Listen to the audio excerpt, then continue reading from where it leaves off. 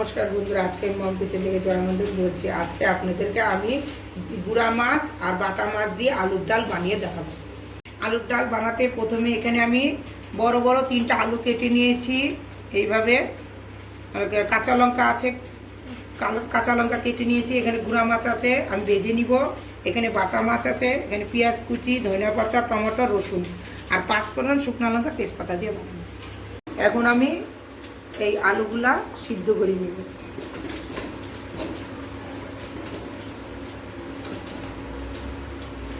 আর একটু জল দিব, 3টা সিটি দিয়ে তিনটা সিটি দিয়ে নামাই নিব।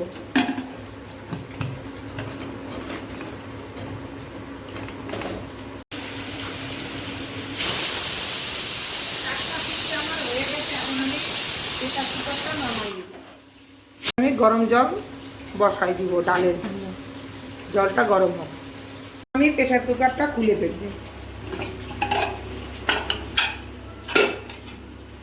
আর এই ডালের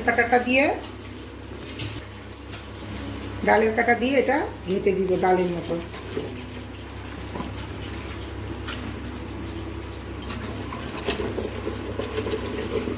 গরম হয়ে গেছে, এখন আমি জলটা নামাই দিব। আর এদিকে ডাল সোমবার দেওয়ার জন্য কড়াইটা বসাই দিব। কড়াইটা গরম হোক। ডাল ঘাটনি হয়ে গেছে, এখন আমি এই ডালের ভিতরে হলুদ দিব।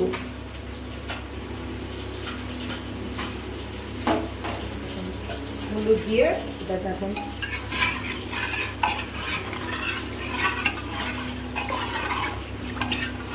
গরম হয়ে গেছে, এখন আমি সরষের তেল দিব।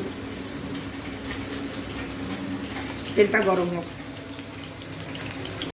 তেল গরম হয়ে গেছে, এখন আমি তেজপাতা সম্বাদ দিব, 2টা শুকনো লঙ্কা সম্বাদ দিব,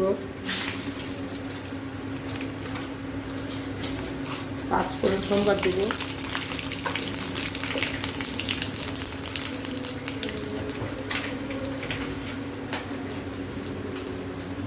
রসুন সম্বাদ দিব,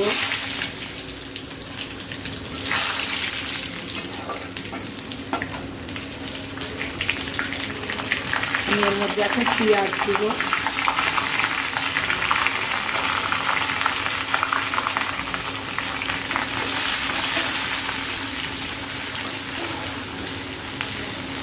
কড়া পেঁয়াজগুলো ভেজে নিয়েছি। এখন এর মধ্যে একটু টমেটো দিয়ে দিব,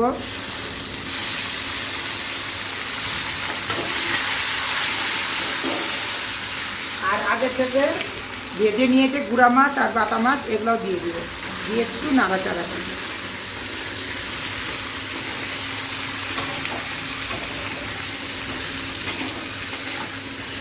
এখন আর এর মধ্যে আলুর ডালগুলো আমি দিয়ে দিই।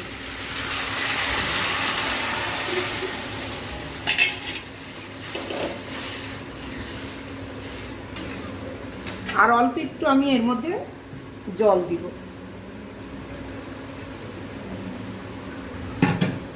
এখন এর মধ্যে টেস্ট অনুযায়ী লবণ দিব,